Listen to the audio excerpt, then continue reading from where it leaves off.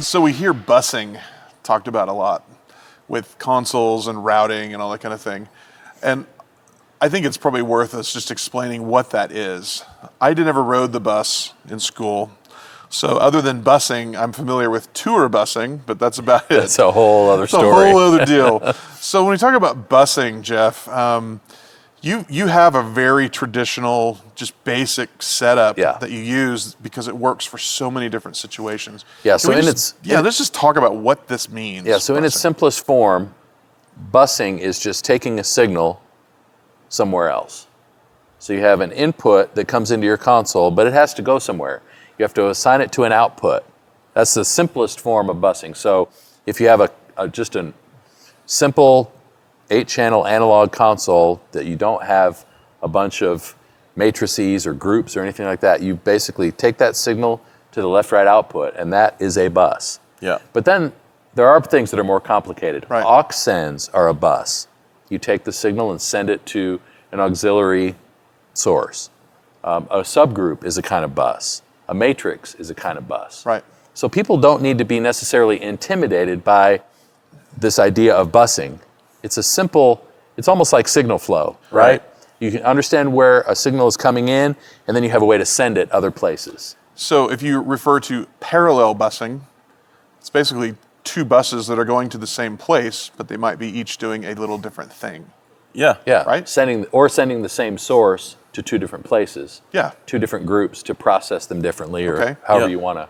So in light of some of that, how's it set up on your Yeah, so this particular console is pretty simple. I've got inputs that are all going to a couple of sources, but I do have some aux sends, but the aux setup is even very simple. I have, essentially on this, I think I have 4 auxes.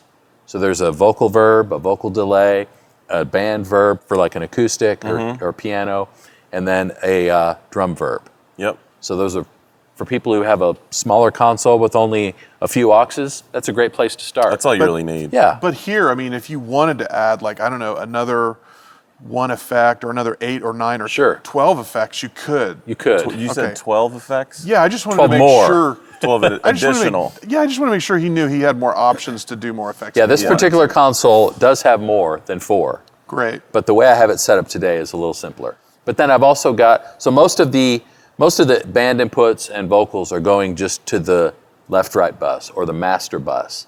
My drums, though, are sent to some subgroups. So that's another way of thinking about busing, where we have groups. So here's the master bus, but then I have 2 groups. I have a drum subgroup and then a second drum subgroup where I'm taking some of the drums and processing them additionally using some extra compression and some other things, EQing a little bit differently, so that I can basically have 2 different ways of getting my drum sounds. Okay. And I ride this in as parallel compression. So you talked about parallel groups. That's an example of what this is. Okay, that's cool. And then other than auxes and these groups, I'm not using matrices or any sort of DSP to distribute signal to another part of the room or whatever. So I don't need a bunch of different options. I think sometimes people get caught up in this idea that they have to do a lot of this stuff just because it's there. Yeah. Maybe not always. Maybe it's just, hey, let's peel back some of that and see how we can simplify our signal path. It prevents things from having another point of failure or another point of troubleshooting, or, okay, what's that one button to get back to where I need to be? So with this kind of thing, you can never go wrong with simple. yeah. No. If it's Ever. simple, it's just, you know it's going to work. So I would say don't add a bus until you know you need a particular signal path to go a certain that's place. good. Right. That's good.